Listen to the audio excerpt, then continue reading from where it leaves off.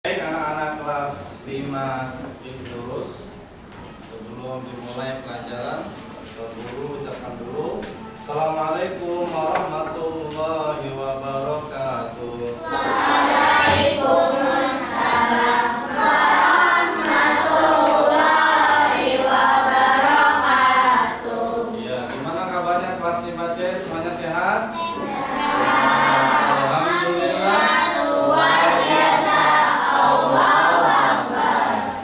Alhamdulillah namanya di pagi hari ini yang cerah, yang lumayan panas, kita bisa berjumpa lagi untuk melanjutkan pembelajaran di hari ini. Sebelum belajar seperti biasa, kita akan berdoa, kemudian juga kita akan menyanyikan lagu Indonesia Raya sebagai bukti bahwa kita semakin hari semakin mencintai negara tercinta kita anak-anak ya. Sebelum mulai pembelajaran, silakan kepada ketua kelas atau dari salah satu kalian untuk memimpin ikrar dan doa sebelum belajar. Ya. Siapa yang siap biasanya nih? Ada? Bang Hafiz? Ya, silakan. Ya, siapa aja ya saya? Silakan aja. Biasanya kita kan akan di jadwal ya. Ada setiap hari bergantian untuk memimpin doa. Silakan aja. Ikrar ya. Assalamualaikum warahmatullahi Yang bahasa Indonesia aja pokoknya. Waalaikumsalam warahmatullahi wabarakatuh. Bismillahirrahmanirrahim. Bismillahirrahmanirrahim. Dengan menyebut nama Allah yang Maha Pengasih lagi Maha Penyayang.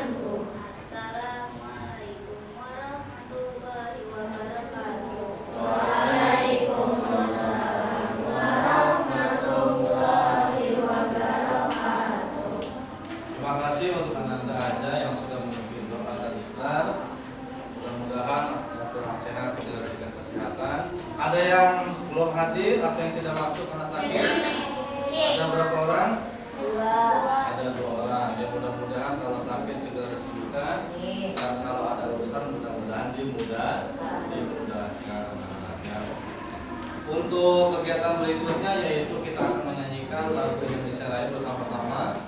Anak-anak silakan berdiri, kita akan menyanyikan lagu Indonesia Raya. Silakan anak-anak berdiri dulu ya sambil digerakkan badannya ya supaya tidak dulu. Silakan kita akan menyanyikan lagu Indonesia. Oke, bisa dilihat ke layar anak-anak ya. Ini adalah merupakan salah satu karakter profil Pancasila. Kita hafal lagu Indonesia Raya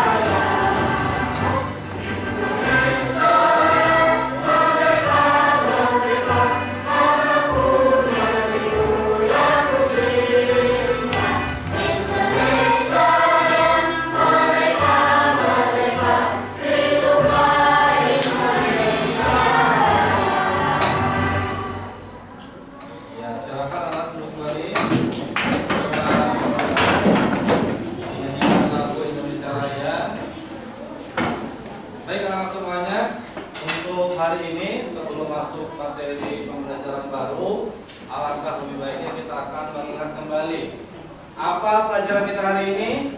Pelajaran kita hari ini adalah tentang coding, ya. Dimana coding itu kalau kita perhatikan ini istilah yang sudah tidak asing lagi, ya.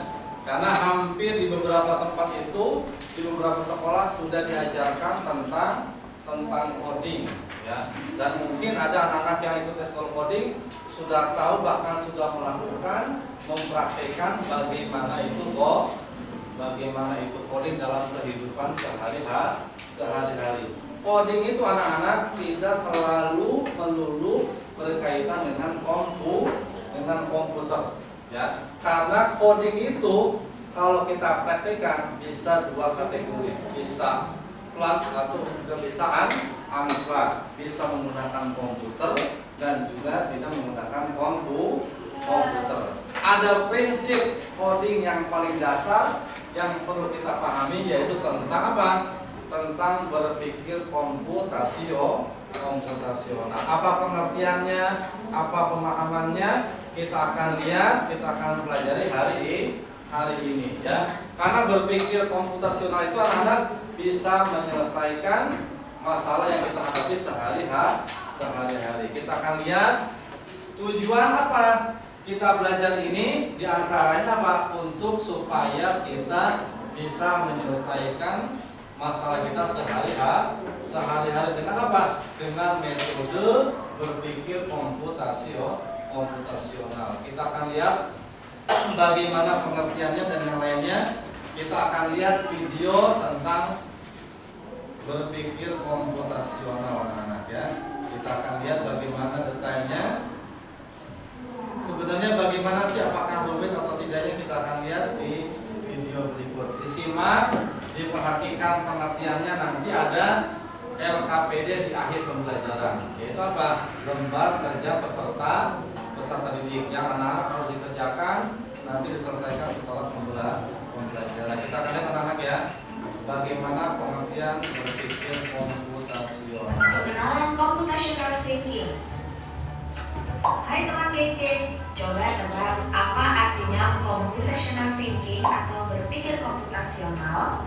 Adakah yang bermata jeli dan melihat kata komputasional di sini? Ya, silakan boleh anak-anak Jadi, dicatat tidak yang perlu pentingnya. komputer ya. Ya, nanti biar Iya, anak tahu betul poin-poin sekali. pentingnya, Cuma buat kamu yang sudah menerbang dengan biar benar. lebih mudah menjawab. Berpikir komputasional adalah proses berpikir untuk menyelesaikan masalah dengan efektif dan efisien. Dalam ilmu komputer, proses berpikir ini dilakukan sebelum mulai menulis coding atau pemrograman. Jika sudah direncanakan dengan baik, maka coding yang ditulis akan sesuai dengan kebutuhan dan dapat diselesaikan dengan cepat dan tepat. Tapi ternyata berpikir komputasional juga bisa dilakukan tanpa komputer dan tanpa internet loh. Malah sebenarnya kita pun yang menerapkannya dalam kehidupan sehari-hari, mulai dari menggosok gigi, mencatat ringkasan pelajaran, hingga menyiapkan tas untuk sekolah besok. Wah, kalau kita sudah bisa menerapkannya setiap hari, berarti kita semua sudah mahir dong. Eits, belum tentu. Contoh-contoh tadi kan menerapkan berpikir komputasional pada masalah yang sederhana. Masih banyak nih masalah yang lebih kompleks, seperti misalnya mengatur keuangan bulanan, apa yang harus dilakukan kalau kamu tersesat di tempat baru, hingga memilih jurusan dan karir.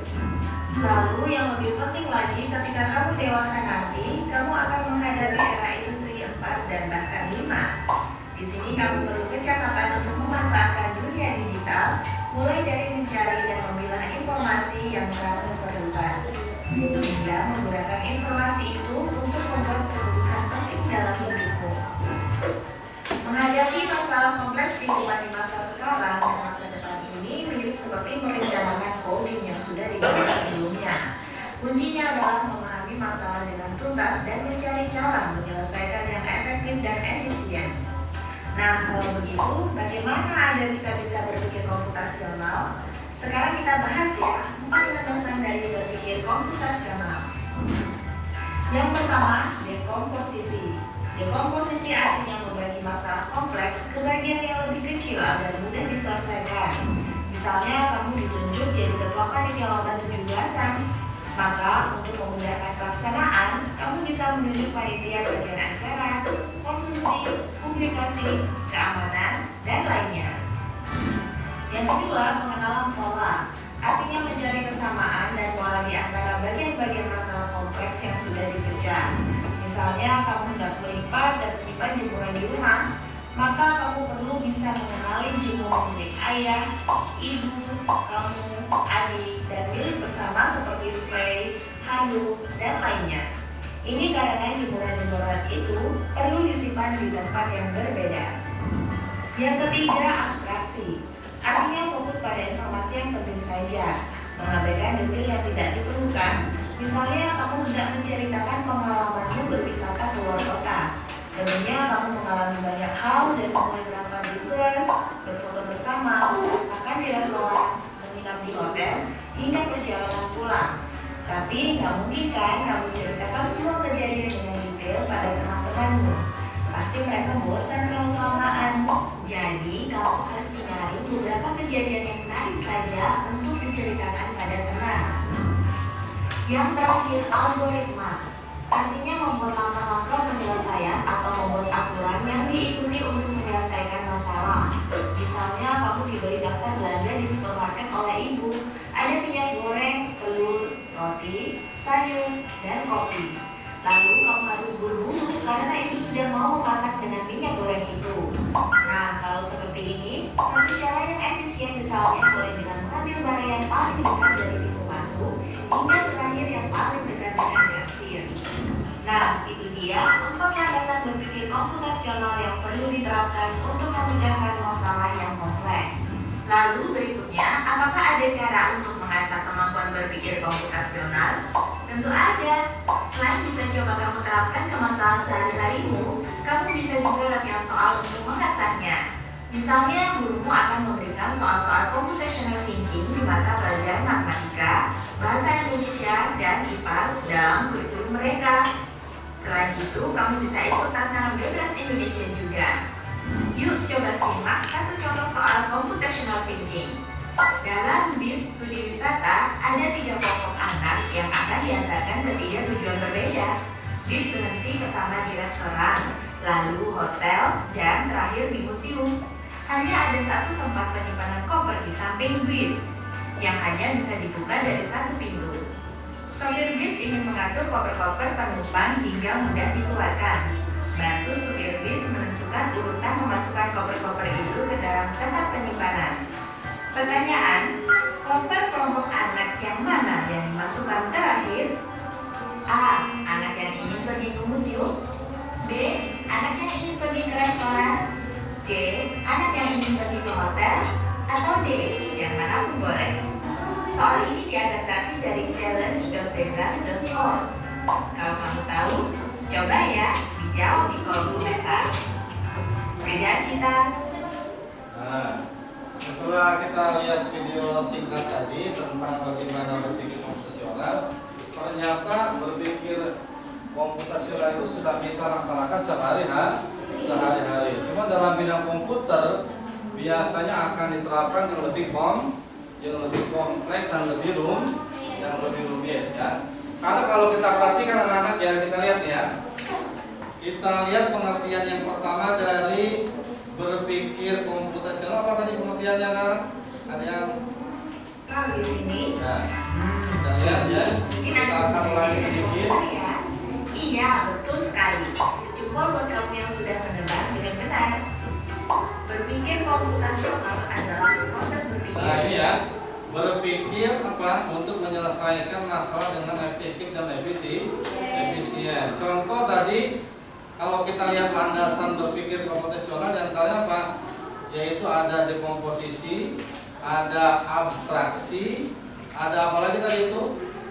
Ada algoritma.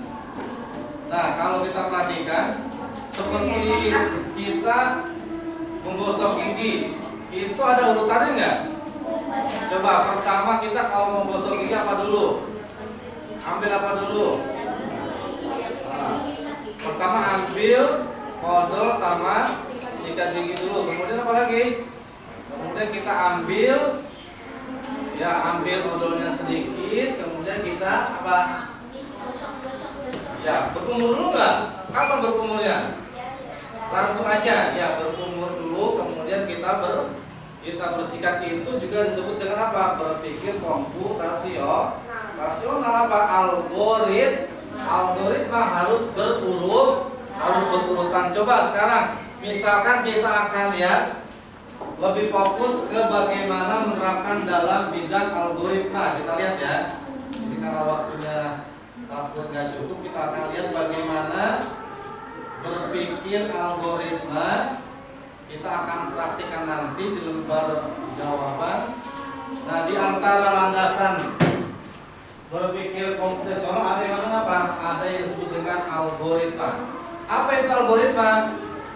Algoritma adalah apa, anak? Urutan langkah-langkah yang harus dilakukan untuk menyelesaikan suatu tugas atau masalah.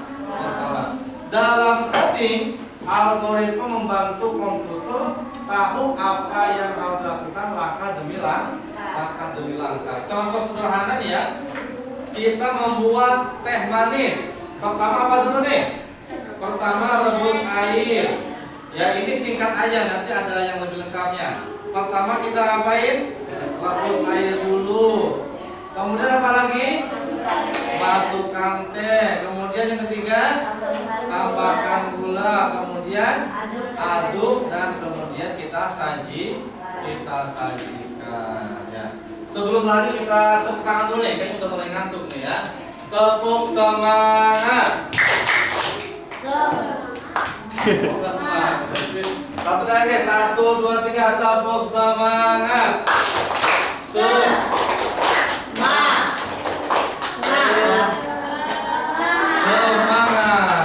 Ya anak-anak ya, ini udah mulai lemas kayaknya ya, karena mungkin masih di pagi hari. Mudah-mudahan nanti lebih semangat lagi.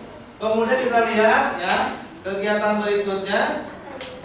Mengapa algoritma penting? Yang pertama apa? Membuat program berjalan dengan teratur.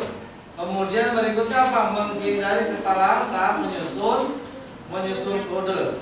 Karena anak-anak ya, kalau seorang programmer ketika dia menulis coding ada kesalahan sedikit saja, kira-kira bisa jalan ke program itu?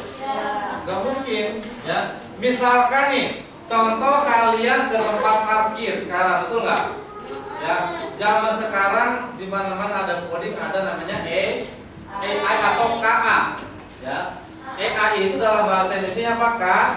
KA apa itu KA? Kecerdasan artifisial. Bahasa Inggrisnya AI, ya, artificial intelligence, kecerdasan buatan. Sekarang parkir adalah contohnya. Ya, kalau dulu kita mau ke tol, ada petugas parkirnya nih.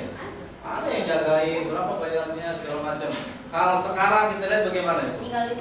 Ya, kita tinggal tap doang, langsung pintunya bisa keluar. Coba kalau misalkan si programmernya error, ya, kira-kira bisa jalan nggak itu?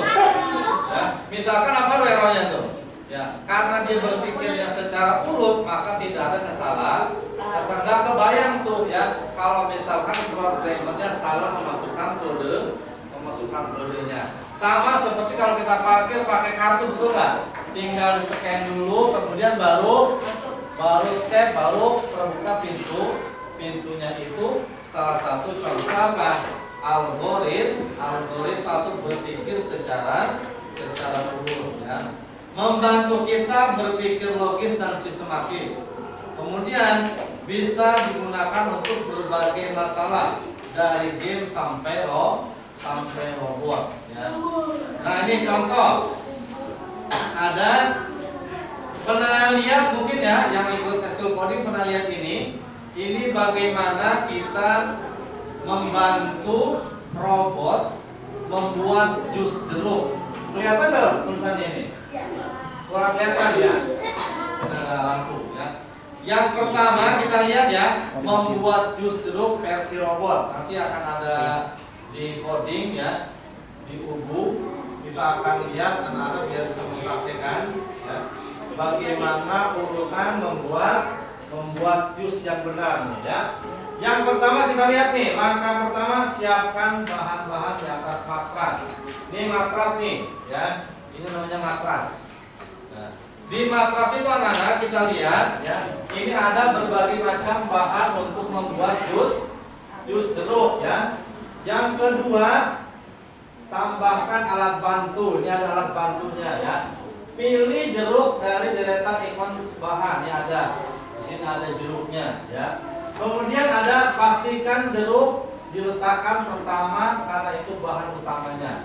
Anak-anak nanti tinggal geser ke sini, ke atas, diklik, dia akan menyusun berurut bagaimana membuat jus jeruk ya.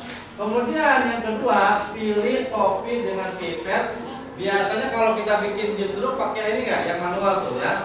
Kita potong jeruknya, kita masukkan ke alatnya, nanti kita peras kan.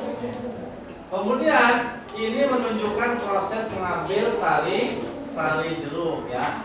Langkah ketiga, kemudian diproses di mesin ya.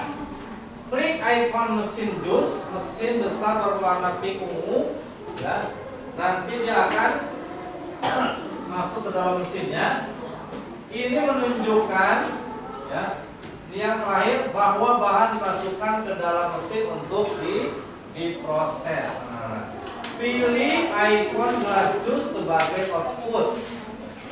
Ini menunjukkan hasil akhir berupa jus jeruk segar. Nah, yang terakhir yang kelima, anak-anak tinggal menekan tombol konfirmasi atau tekan tombol enter. Kira-kira hasilnya sesuai nggak?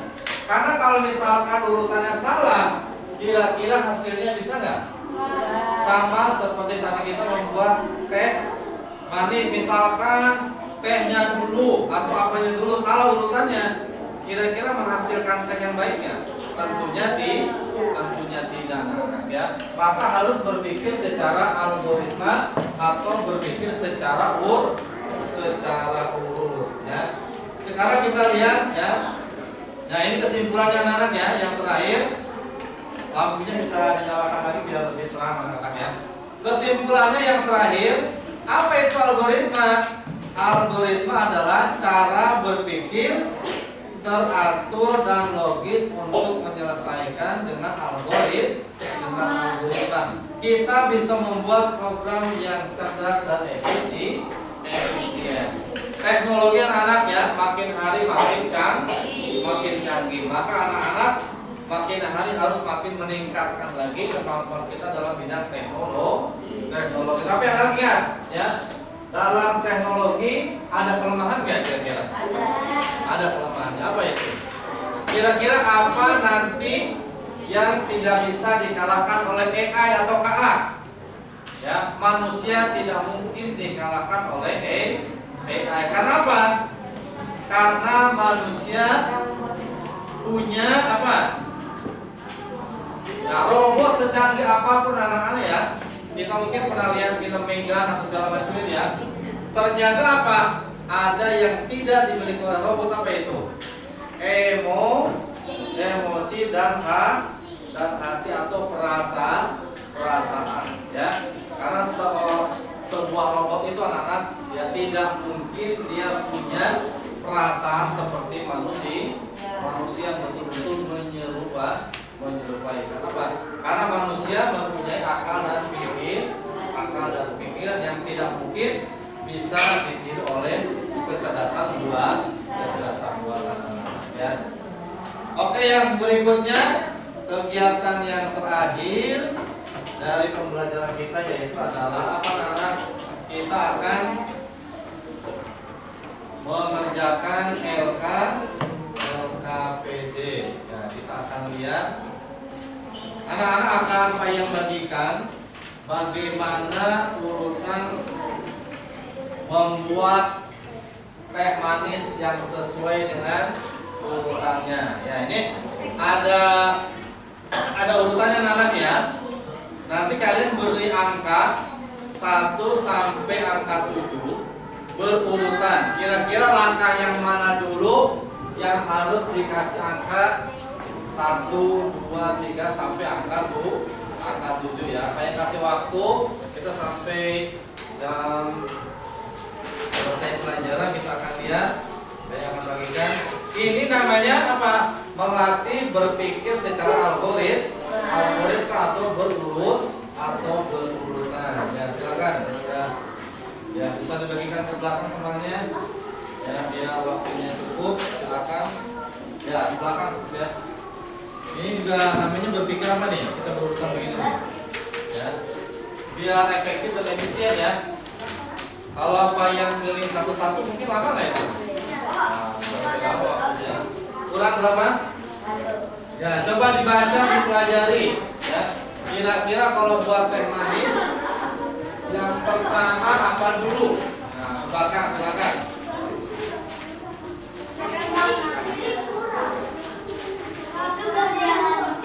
Kurang satu. Boleh. Sudah semuanya? Sudah? Belum? Sudah semuanya? Ya, mungkin ini ada beberapa anak yang nggak masuk ya. Ya, silakan anak-anak. Coba dibaca dengan teliti. Kira-kira urutan yang benar itu dari yang mana dulu? Nanti kita akan konfirmasi. Payah akan cek ya bagaimana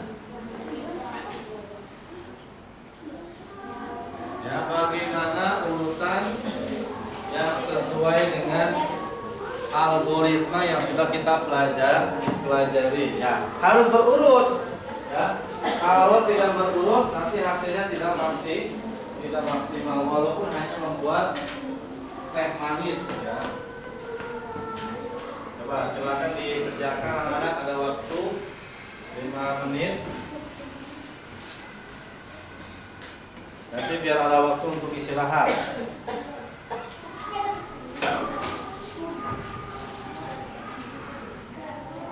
Waktunya 1, 2. Baik anak-anak, alhamdulillah tadi sudah mengerjakan LKPD-nya, kita akan lihat bagaimana hasil jawaban dari kalian. Saya minta perwakilan 2 orang untuk maju ke depan. Ya. Oke, silakan Asa, sama sama Adifa, silakan maju ke depan ya. Silakan dibacakan hasil jawabannya. Silakan Asa dulu, boleh dibaca urutannya yang betul bagaimana membuat teh manis. Silakan. Cara membuat teh manis. Pertama, rebus air hingga mendidih. Kedua, tuangkan air panas ke dalam gelas. Ketiga, masukkan kantong teh celup ke dalam gelas berisi air panas. Keempat, biarkan selama 2-3 menit hingga teh larut dan berubah warna. Kelima, tambahkan gula sesuai selera. Keenam, aduk teh hingga gula larut sepenuhnya. Ketujuh, teh manis siap untuk disajikan. Oke, terima kasih, tepuk tangan semuanya. Langsung mempresentasikan hasil jawabannya. Ya, Diva. Oke, berikutnya Diva, silakan. Cara membuat teh manis adalah pertama, rebus air hingga mendidih. Kedua, tuang air panas ke dalam gelas. Ketiga, masukkan kantong teh celup ke dalam gelas berisi air panas. Keempat, diamkan sampai 2-3 menit hingga teh larut dan berubah warna. Kelima, tambahkan gula sesuai selera. Keenam, aduk teh hingga gula larut sepenuhnya. Ketujuh, teh manis siap untuk disajikan. Oke, tepuk tangan buat Diva. Terima kasih atas presentasinya yang sudah dipresentasikan. Mudah-mudahan semuanya sama jawabannya sesuai dengan urutan yang sudah kita pelajari ya.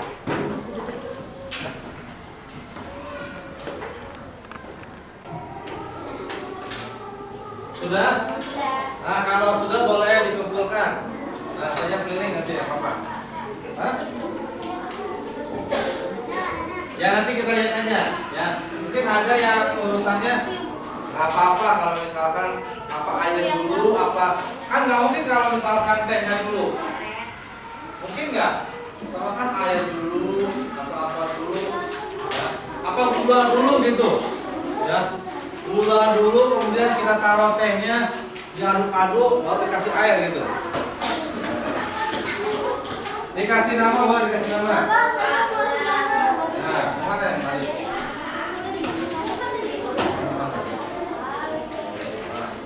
Yang belum dikasih nama boleh, jangan lupa dikasih nama dulu. Ya. Kita akan lihat kira-kira satu kelas ini sama nggak urutannya? Kan ada 20 berapa di tempat? Ya, kita akan lihat ya. Ya, walaupun mungkin ada urutannya yang berbeda sedikit nggak apa-apa ya. Nah, ya, oke.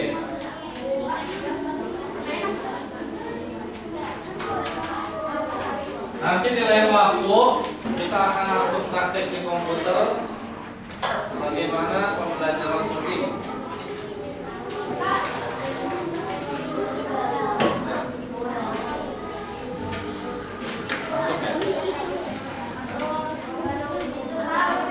Sudah ya, boleh.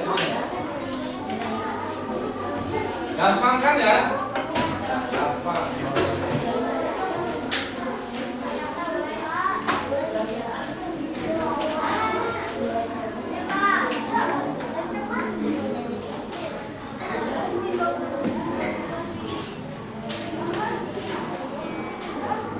Sudah semuanya? Satu lagi kan tetap kan? Nanti Pak Guru akan nilai, akan dicek. Kita akan cek ya urutannya kira-kira sama nggak ya, dengan jawaban dari Pak Guru. Kita akan lihat ya.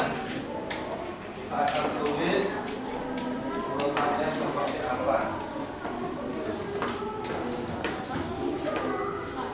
Iya, papan tulis kita akan lihat anak-anak ya. Kita akan lihat urutan yang sesuai itu yang bagaimana, kelihatan nggak? Hah? Kelihatan nggak? Coba yang pertama apa dulu nih? Yang pertama rebus air hingga mendidih. Kemudian yang kedua apa? Tuangkan air panas ke dalam gelas. Yang ketiga apa? Masukkan kantung teh ke dalam gelas berisi air panas. Yang keempat apa? Diamkan selama 2-3 menit hingga teh larut dan berubah warna. Yang kelima, tambahkan gula sesuai selera. Yang keenam apa? Aduk teh hingga larut sepenuhnya. Yang ketujuh, teh manis siap disaji. Kalau mau pakai es tinggal ditambahin es. Kalau mau pakai es jangan ditambah pakai es ya. Ini urutan apa anak? Urutan membuat teh manis sesuai dengan materi kita apa? Algoritma berpikir secara urut ya. Sama kalau kita mau sekolah kita pakai algoritma nggak? Pakai ya. Kita pakai sepatu dulu atau kaos kaki dulu? Iya. Kalau sepatu dulu salah nggak kira-kira? Gimana mau pakai kaos kakinya itu ya? Ya itu antara contoh apa? Berpikir komputasional ya. Karena mungkin kita jarang menyebutkan, kita belum terbiasa ya. Oke, tepuk 1, tepuk 2, tepuk 3. Oke anak-anak, terima kasih untuk hari ini ya, luar biasa untuk anak-anak kelas 5C. Terima kasih kerjasamanya, mudah-mudahan kalian mendapatkan keberkahan dan balasan pahala dari Allah Subhanahu wa Ta'ala. Terima kasih kepada teman-teman yang lainnya juga ya. Kita tutup bersama-sama dengan mengucap hamdalah.